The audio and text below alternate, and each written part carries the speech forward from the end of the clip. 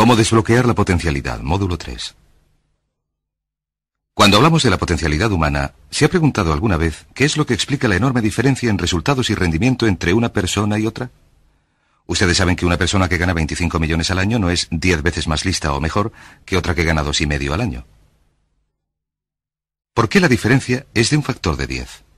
Y si sube hasta el tope de la escala, hasta una persona que gana 250 millones, ¿es esa persona 100 veces mejor y más lista que la que gana 2,5? Imposible. En un reciente estudio sobre coeficientes de inteligencia, se seleccionaron a 1.000 hombres y mujeres entre la población y se les hicieron pruebas para determinar sus coeficientes. Se halló que la persona con mejores resultados de las 1.000 seleccionadas era solo 2,5 veces más inteligente que la persona con peores resultados de esas 1.000. Solo una diferencia de 2,5 veces, y probablemente sucede lo mismo para toda la población. Por tanto, ¿a qué se debe la diferencia? Cuando hablamos de la potencialidad humana, llegamos a una fórmula muy sencilla que desarrollé hace algunos años y quizás lo explica un poco. La fórmula se inicia con lo que llamamos AC, atributos congénitos. Las cualidades, la inteligencia, la capacidad, el temperamento, las cosas con las que uno nace y que en realidad en poco puede cambiar, más los atributos adquiridos. Ahora bien, los atributos adquiridos son muy importantes. Estos son la educación, la formación, la destreza, la experiencia, el conocimiento, la sabiduría, y así sucesivamente multiplicados por A, que es la actitud. Es igual a la potencialidad humana individual, o el rendimiento humano individual, o a los resultados humanos individuales, si lo prefieren. De estos tres, los atributos congénitos ya están establecidos en su práctica totalidad cuando nacemos. Los atributos adquiridos se pueden modificar, pero esta modificación lleva tiempo. Pero a veces cambiamos muy deprisa. Una información preciosa puede modificar nuestra eficiencia de manera espectacular, pero nuestras actitudes se pueden incrementar o reducir de manera espectacular en pocos segundos. Cada vez que mejoramos nuestra actitud, multiplicamos todas nuestras capacidades. La actitud se ha definido con mucho acierto como la palabra más importante para el ser humano. Todo lo que hacemos en la vida, según un estudio realizado en Harvard entre un grupo de especialistas en selección de ejecutivos, se basará en un 85% en la actitud. El 85% de su éxito estará determinado por su actitud. Esto quiere decir, según cómo sea de positiva su actitud mental. Las personas con actitudes mentales positivas tienden a avanzar más deprisa, a ascender en las empresas, ganar más dinero, obtener más satisfacción de la vida, etc. Ahora bien, una actitud mental positiva no significa que usted tenga que ir por las calles bailando y tirando flores. Solamente requiere que aplique una actitud o un enfoque general constructivo a su trabajo, a la vida, a sus problemas, sus relaciones, etc. Y según el informe Cox sobre negocios en los Estados Unidos, de acuerdo con la revista Research, el 85% o más de lo que usted logre estará determinado por sus actitudes. De modo que la pregunta es esta: ¿de dónde vienen las actitudes? Las actitudes vienen de las expectativas, es muy sencillo. Ya hemos hablado de ello antes. Y una forma muy potente de mejorar su actitud de manera inmediata consiste en decir: creo que hoy me va a suceder algo maravilloso. Como ya hemos dicho, nuestras expectativas en cuanto a los resultados determinan nuestra actitud. Si uno espera que las cosas salgan bien, tendrá una actitud positiva. Y lo maravilloso es que uno se puede fabricar sus propias expectativas, uno puede esperar lo que quiera. Se pueden esperar cosas buenas. También se pueden esperar cosas negativas y es muy probable que se produzcan. ¿De dónde vienen nuestras expectativas? Nuestras expectativas vienen de nuestras creencias, por así decirlo, y de nuestros valores. Esos son el núcleo, los factores de motivación centrales de nuestra personalidad o creencias, lo que nos lleva a una comprensión del potencial humano. Quiere decirse que básicamente nuestra actitud es una expresión externa de lo que está sucediendo en nuestro interior, que es consecuente con las leyes mentales de las que ya hemos hablado. Y por lo que se refiere a las creencias, cada uno de nosotros tiene una serie de creencias en nuestro interior más profundo, que son las que los psicólogos denominan los autoconceptos. El autoconcepto, o más bien su descubrimiento, es lo que muchos consideran como el acontecimiento más importante para la comprensión del rendimiento humano en el siglo XX. Personalmente estoy de acuerdo. El autoconcepto es, si se quiere utilizar una analogía militar, el centro de mando, o si desean utilizar una analogía tecnológica, el programa principal de su ordenador. Consiste en una serie de creencias, valores, actitudes, sentimientos, ideas, etc., almacenados muy adentro, que son el resultado de prácticamente todas las experiencias que uno ha tenido en su vida. Algunos investigadores dicen que el autoconcepto empieza a formarse incluso antes de nacer. Pero el autoconcepto, una vez que está establecido, precede, predice y determina los niveles de eficacia y rendimiento de todos los aspectos de la vida de uno. El autoconcepto se convierte en el centro de mando o en el programa principal. Entonces, el autoconcepto de este conjunto de creencias determina lo que uno dirá, lo que hará, cómo actuará, cómo se sentirá y reaccionará, etc. ¿Qué significa esto? Significa que todas las mejoras en la vida externa de uno, los cambios en su realidad, se inician con un cambio en su autoconcepto. Permítame explicarles lo que esto significa. He aquí un cuadro muy sencillo. Estamos hablando de potencial humano. Decimos que la persona media utiliza el 10% o menos de sus posibilidades, según ciertas investigaciones quizás mucho menos. El Stanford Brain Institute de Santa Clara, California, calcula que la cifra probable se aproxima al 2%. Seremos generosos y diremos que la persona media utiliza el 10%. Significa que, en el mejor de los casos, la persona media, usted y yo, no utilizamos el 90% de nuestras posibilidades. Uno de los mayores filósofos, Oliver Wendell Holmes, dice que la tragedia de la persona media es que cuando se va a la tumba se lleva consigo toda su música. Siguen funcionando muy por debajo de sus posibilidades, así que esta es la potencialidad humana. Hemos hallado que existe una relación directa entre la potencialidad humana y el autoconcepto, pero puesto que nuestros autoconceptos o nuestras estimaciones acerca de nosotros mismos suelen estar muy por debajo de lo que debieran, nuestro nivel de rendimiento y eficacia también es mucho más bajo. Sabemos que nuestro autoconcepto es subjetivo en gran medida. ¿Qué significa esto? Significa que el autoconcepto, lo que creemos que es la verdad sobre nosotros mismos, no se basa verdaderamente en la realidad, se basa en una información que hemos adquirido y aceptado como verdadera, y en la medida en que uno cree algo acerca de uno mismo, lo que cree se convierte en realidad para uno porque se actúa en consecuencia. Algunos de los que leen su horóscopo están prediciendo su futuro. Hay personas que aceptan las críticas y los juicios de otras personas, a las que ni siquiera respetan, y creen que estos constituyen una representación adecuada de su propia capacidad. Sea lo que uno crea, sea lo que uno acepte como la verdad, es lo que se convierte en su realidad. También sabemos que en tanto que adulto uno dispone de varios autoconceptos. Se tiene un autoconcepto en cuanto a la forma de vestirse, en cuanto a lo que uno pesa, lo que uno come, el modo de hablar en público, el tipo de padre que uno es, el tipo de marido o de mujer que uno es, el tipo de amante, el tipo de conductor. Es interesante esto de los conductores. Todos los hombres tienen un autoconcepto muy positivo como conductores. Las mujeres no lo comprenden, pero los hombres nacen con un don inherente para la conducción. Todos los hombres son magníficos conductores. Si no lo creen las señoras que me están viendo, lo único que tienen que hacer es acordarse de la última vez que intentaron corregir la manera de conducir de un hombre. Recordarán que la reacción de él no fue muy positiva. ¿Cómo reaccionamos ante alguien que desafía nuestro autoconcepto, sugiriendo que no somos la persona que creemos ser?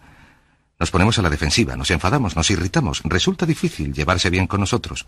Tenemos un autoconcepto acerca de nuestra creatividad, nuestra inteligencia, lo deprisa que leemos, lo bien o mal que se nos dan los deportes. Si uno practica varios deportes, tiene un autoconcepto para cada uno de ellos. Tenemos un autoconcepto para nuestro modo de cocinar, de educar a nuestros hijos, de limpiar la casa, de los coches que conducimos, etc. Y también tenemos un autoconcepto en cuanto al dinero que ganamos. Es interesante saber que nunca se gana más del 10% más o menos del propio autoconcepto con respecto a los ingresos. Nuestro autoconcepto determina nuestro nivel de ingresos. Este nivel de autoconcepto se denomina la zona cómoda. E incluso, si usted desea más dinero, hallará que la tendencia humana natural en cualquier acción consiste en luchar para situarse en una zona cómoda y permanecer allí, que si usted gana el 10% más por encima del nivel de ingresos de su autoconcepto, experimentará un ansia irresistible por deshacerse del dinero. Lo regalará, lo gastará, lo malgastará, lo dedicará a extravagancias, incluso lo perderá si logra una cantidad suficiente. Cuando a alguien le toca la lotería, en 2 o 3 años después se ha quedado sin un duro. Sencillamente ha quemado el dinero porque la cantidad está muy por encima de su autoconcepto. Si se cae a un 10% o más por debajo del nivel del autoconcepto, se empieza a luchar. Se trabaja más horas, se piensa con más creatividad, se sopesan varios modos de aumentar los ingresos o segundas fuentes de ingresos. La única manera de mejorar cualquier parte de la vida de uno, incluidos sus ingresos, consiste en elevar el nivel de autoconcepto en cuanto a los ingresos, empezando a pensar en uno mismo continuamente como alguien que gana más dinero. Si se desea adelgazar, la única manera de perder peso es pensar como una persona delgada. Empiece a considerarse como una persona más delgada. Si quiere ser una persona más popular y más cariñosa, más sana, empiece a pensar en estas cosas una y otra vez hasta que formen parte de su nuevo autoconcepto. Hablaremos de esto un poco más adelante. Forma parte esencial de la programación de la mente para el éxito. Su autoconcepto general viene determinado por la media de sus autoconceptos en los campos que usted considera importantes. Pues bien, su autoconcepto se compone de 3 partes esenciales. La primera parte del autoconcepto es el autoideal. El autoideal es la persona que más le gustaría ser. Representa su idea de lo que constituye un ganador. Representa su visión o su misión o su ideal de lo mejor que usted puede llegar a ser. Una de las cosas que sí sabemos de las personas con éxito es esta: que las personas con éxito tienen unos autoideales muy claros respecto a quienes quieren ser en el futuro, y las personas sin éxito tienen unos ideales muy vagos. El punto segundo es su autoimagen. Su autoimagen. el espejo interior. Es cómo se percibe a sí mismo en estos momentos en cuanto a su rendimiento actual día a día. El tercer punto es su amor propio. Su amor propio corresponde a sus sentimientos en cuanto a sí mismo. Los sentimientos en cuanto a sí mismo son la fuerza motriz, son el motor, son la potente fuerza de su subconsciente. Son la fuerza interna de su autoconcepto y determinan prácticamente todo lo que le sucede. La mejor definición del amor propio es que usted se gusta a sí mismo. Hasta qué punto se gusta resulta evidente. Cuánto se gusta en tanto que empleado, en tanto que jefe, en tanto que persona que gana dinero, orador profesional, atleta, etc. Cuánto se gusta, su nivel de amor propio, su sensación emotiva general en relación con cualquier aspecto de su vida determina su rendimiento y eficacia en dicho aspecto. Lo que es maravilloso, puesto que uno se convierte en lo que piensa, es que su autoconcepto es maleable, su amor propio se puede alimentar si se repite una y otra vez. Me gusto, me gusto, me gusto, me gusto.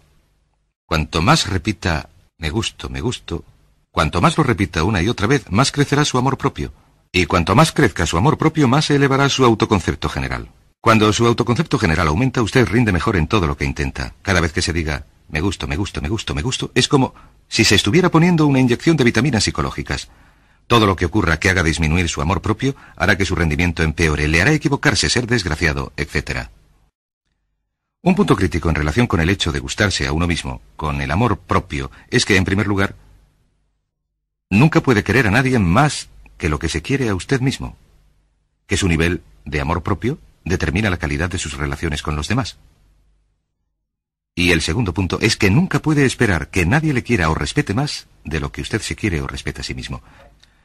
El afecto y respeto por uno mismo determina las actitudes de los demás hacia uno. Todas y cada una de las escuelas de psicología actuales están alcanzando un consenso en el hecho de que el aprecio y la aceptación verdaderos de uno mismo, en tanto que ser humano valioso y útil, producen un efecto sobre todo lo que a uno le sucede, sobre el grado de afecto que siente por uno mismo. Y lo que puede hacer es mejorar su amor propio diciéndose me gusto, me gusto, me gusto, me gusto, me gusto. Esto nos lleva a la pregunta, ¿de dónde viene el amor propio? Hemos hallado que el autoconcepto es maleable en el sentido de que no se nace con un autoconcepto, no se nace con una idea sobre uno mismo, no se nace con una autoimagen ni con amor propio, se nace en un sentido como potencialidad pura. Quizás sea esta la mejor manera de expresarlo. La persona media viene al mundo como potencialidad pura y no tiene ningún autoconcepto. Todo lo que usted es hoy, todas sus sensaciones, sus actitudes y sus valores, los ha tenido que aprender a lo largo de su vida. También sabemos que el niño llega al mundo con una enorme necesidad de amor y de contacto físico. Y como nos lo indica una vasta cantidad de investigación, que necesitamos mucho amor y contacto físico a lo largo de nuestra vida, pero especialmente durante nuestros años de formación, porque cuando somos niños aprendemos quiénes somos, cuál es nuestra valía, si somos importantes, inteligentes, dignos de amor, graciosos. Aprendemos todo esto por el modo de tratarnos nuestros padres. Si nuestros padres, hermanos, tíos y tías, sobre todo nuestros padres, nos tratan como niños verdaderamente importantes, crecemos pensando que somos verdaderamente importantes. Pero si nuestros padres no actúan así, entonces sucede otra cosa. Sabemos que los primeros años de vida son los cruciales para el desarrollo del autoconcepto, que un niño parte desde cero. El niño nace sin ninguna idea acerca de quién es, de su valía.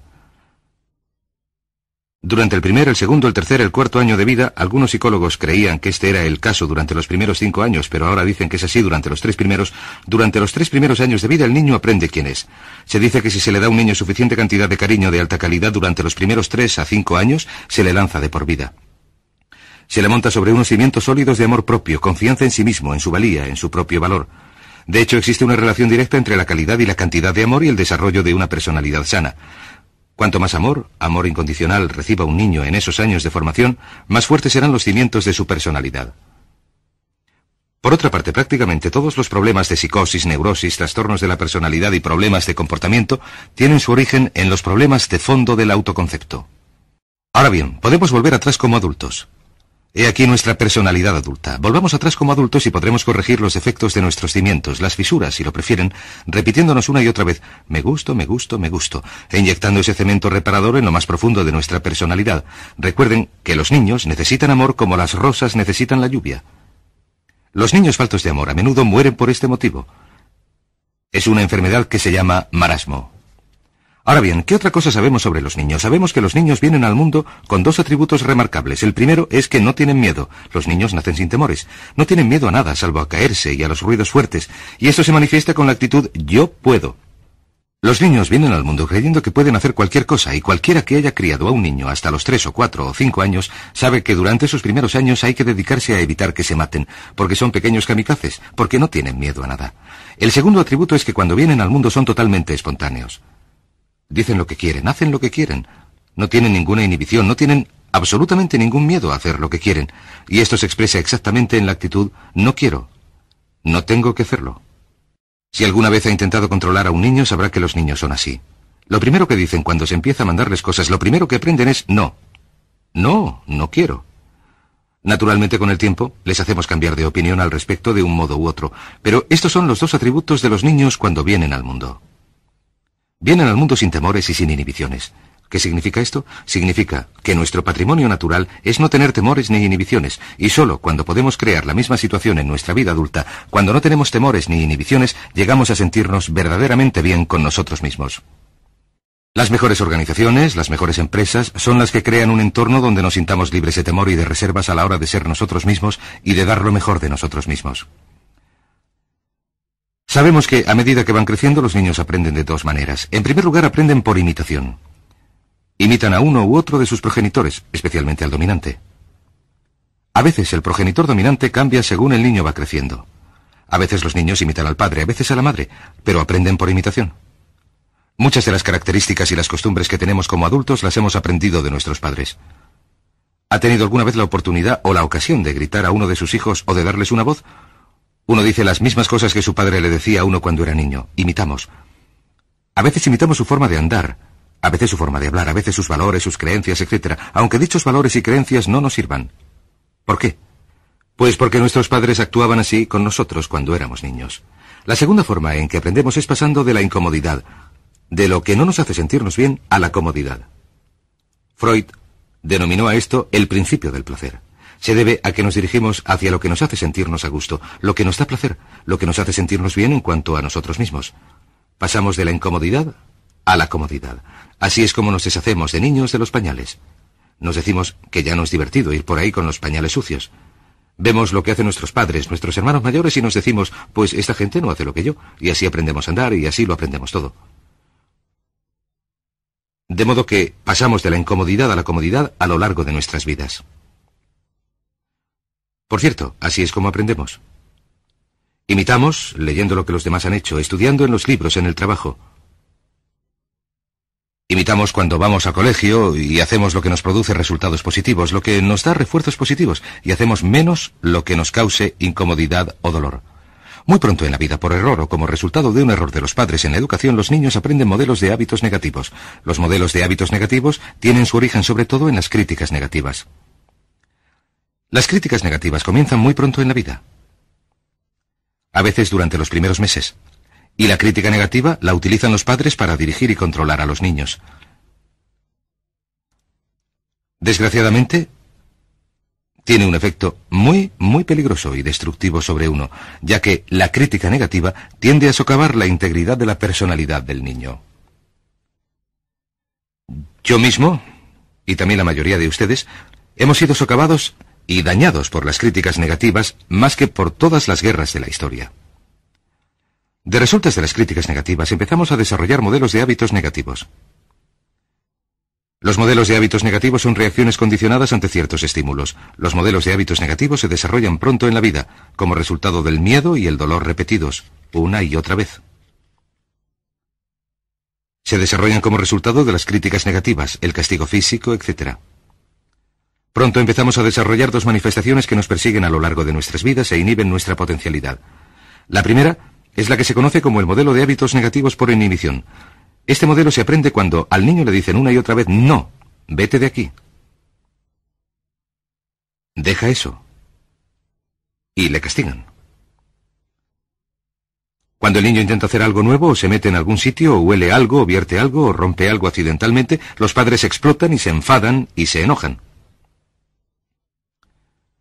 Verán, una curiosidad insaciable, impulsa al niño a explorar su mundo, y lo que sucede es que cuando explora y se mete en algún sitio o tira algo, si los padres reaccionan dándole azotes, el niño pronto empieza a pensar, cada vez que intento algo nuevo, algo diferente, cada vez que cruzo mis fronteras, cada vez que salgo de mi zona cómoda, cada vez que me arriesgo, me dan de azotes, me castigan, me hacen daño, me mandan a mi habitación y me siento fatal.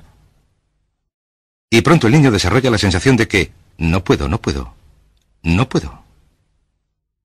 Cada vez que intento algo nuevo me castigan. No puedo. Es como el experimento de Pavlov. Pavlov tocaba la campana y daba comida a un perro, y el perro salivaba. Y Pavlov tocaba la campana mientras daba de comer al perro. El perro salivaba y continuaba salivando, hasta que pronto Pavlov no tenía más que tocar la campana y el perro salivaba. Lo que sucede en la vida adulta es que esto produce lo que conocemos como miedo al fracaso. El miedo al fracaso es una reacción condicionada ante un proceso de críticas negativas que se produce durante los 5 o 6 primeros años de vida. El miedo al fracaso nos impulsa de manera automática. Sentimos ansiedad, tensión, inquietud, sentimos tensión en el plexo solar. Nos dan ganas de retirarnos y alejarnos del acontecimiento, y el miedo al fracaso es la principal razón para el fracaso en la vida adulta. Es la razón principal para que nos reprimamos a la hora de realizar nuestra potencialidad. De hecho, todos los modelos de hábitos negativos se experimentan en el cuerpo físico. Se puede distinguir un modelo de hábito negativo porque, de hecho, se siente en el cuerpo físico. El modelo de hábito negativo por represión, el miedo al fracaso, el no puedo, se manifiesta en primer lugar en el plexo solar. ¿Le ha sucedido a usted alguna vez tener que hablar en público, tener que participar en una evaluación o tener que hablar sin estar preparado? Primero siente tensión en el plexo solar. Si continúa el miedo, la situación empieza a respirar con dificultad. Y su corazón empieza a latir más deprisa, empieza a respirar más deprisa, y se le produce un dolor de cabeza parecido a una jaqueca en la parte anterior de la cabeza. A veces se le hace un nudo en la garganta y es incapaz de hablar y se le seca la boca, y como siente tanta tensión y temor, se le produce una urgente necesidad de ir al lavabo.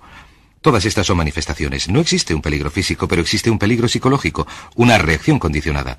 Cuando sentimos esto, tendemos a retirarnos de la situación que lo produce. Este es el motivo para que no logremos demasiado si nos reprimimos. El segundo modelo de hábito negativo es el compulsivo. El modelo de hábito negativo compulsivo se aprende cuando de niños nos dicen una y otra vez, hazlo o verás. Si no lo haces, te la cargas. Se convierte a los niños en recipientes de amor condicionado. No es la intención de los padres, pero lo que hacen es sugerirle al niño que no te quiero, así que no estarás seguro hasta que hagas lo que deseo. El niño crece sintiendo que tiene que hacer lo que quiere mamá. Tengo que complacer a mamá, tengo que complacer a papá. Tengo que complacer a los demás, tengo que complacer a mis hermanos. Con el tiempo tengo que complacer a mis compañeros. Tengo que complacer a mis profesores. Tengo que complacer a todo el mundo. Y crecen con esta cantinela. Tengo que. No puedo hacer lo que quiero, tengo que hacer lo que complace a los demás. Este modelo de hábitos negativos compulsivos, adquirido pronto en la vida, se convierte en un miedo al rechazo. El miedo al rechazo se experimenta en los adultos como el comportamiento del tipo A. Hablaremos del comportamiento del tipo A más adelante en este curso. El comportamiento de tipo A es una necesidad compulsiva o una necesidad compulsiva excesiva de complacer de algún modo sin disponer de unas normas de actuación, de modo que nunca se pueda llegar a lograrlo. El miedo al rechazo nos impulsa, nos hace muy sensibles a las necesidades de los demás. Hacemos lo que quieren los demás, no hacemos lo que nosotros queremos. Siempre estamos intentando complacer a los demás. Nos preocupan las opiniones y los sentimientos y las actitudes de los demás hasta el punto de que nos negamos nuestras propias necesidades. El miedo al rechazo se siente en la parte posterior del cuerpo. Si se divide el cuerpo por la mitad, se siente cómo baja por la parte posterior del cuerpo. El primer punto donde se empieza a sentir el miedo al rechazo suele ser en los hombros y el cuello. Se empieza a sentir como rigidez y tensión. A veces, cuando se tienen muchas cosas que hacer, se siente una enorme tensión en la parte baja de la espalda. Los músculos empiezan a contraerse. A veces se manifiesta como flebitis y varices, y con frecuencia puede producir fuertes dolores en la parte posterior de la cabeza. Las arterias carótidas que transportan sangre a la cabeza, los músculos a su alrededor se contraen y disminuye el flujo de sangre a la cabeza, con lo que se produce un fuerte dolor pulsante en la parte trasera de la misma. Estos dos miedos, los modelos de hábitos negativos, de compulsión y de inhibición, son el resultado de la crítica negativa, la gran destructora de la personalidad que nos atormenta a lo largo de nuestras vidas. Lo maravilloso en este sentido es que, puesto que son modelos de hábitos aprendidos, los podemos desaprender. Podemos superar el miedo al fracaso que nos reprime. Podemos superar el miedo al rechazo que nos hace hacer lo que complace a los demás y no lo que nos complace a nosotros si trabajamos sobre nuestro amor propio. Porque existe una relación inversa entre el amor propio y el modelo básico de hábitos negativos. Porque cuanto más se guste uno, menos temerá el fracaso. Cuanto más se guste uno, menos temerá el rechazo. Cuanto más se guste uno, menos temerá. Y si sigue repitiendo, me gusto, me gusto, me gusto, una y otra vez, si continúa diciéndolo, con el tiempo su amor propio crecerá más y más y sus temores disminuirán. Cuando aumenta el amor propio, los temores siguen la dirección opuesta. ¿Cómo se hace frente a la crítica negativa si se tiene que criticar a los demás? Pues es muy sencillo. Muchos padres nos lo han preguntado. ¿Cómo se controla a los niños? Una de las claves del control sobre los niños es dirigirles de modo que hagan cosas constructivas, no cosas destructivas.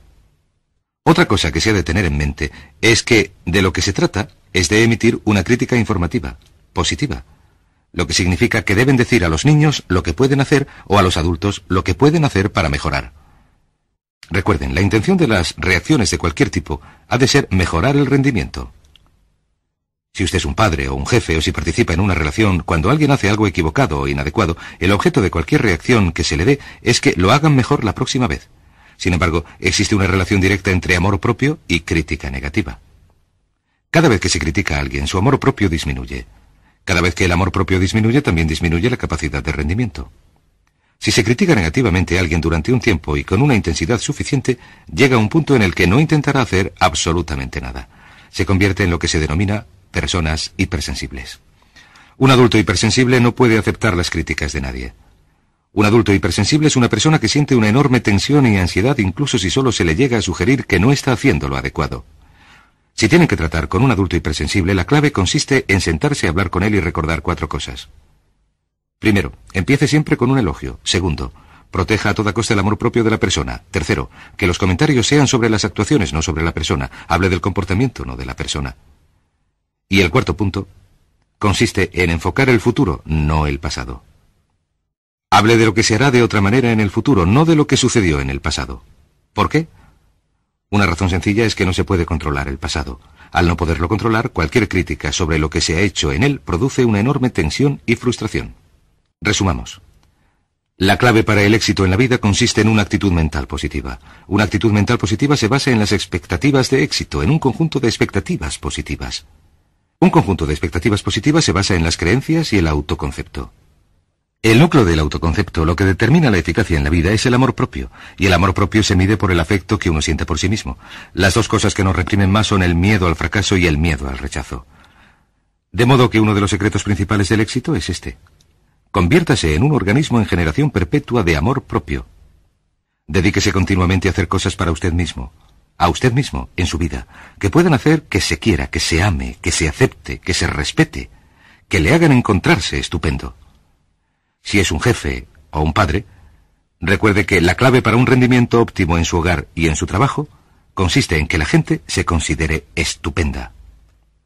Cuanto mejor se encuentre uno, cuanto más se quiera, más fácil será hacer que la gente que le rodea se quiera, se ame, se acepte y se respete, y así se creará un entorno de rendimiento óptimo. Este es el punto de partida para los grandes éxitos y logros en la vida. Así que repítase una y otra vez, me gusto, me gusto, me gusto, me gusto, me gusto.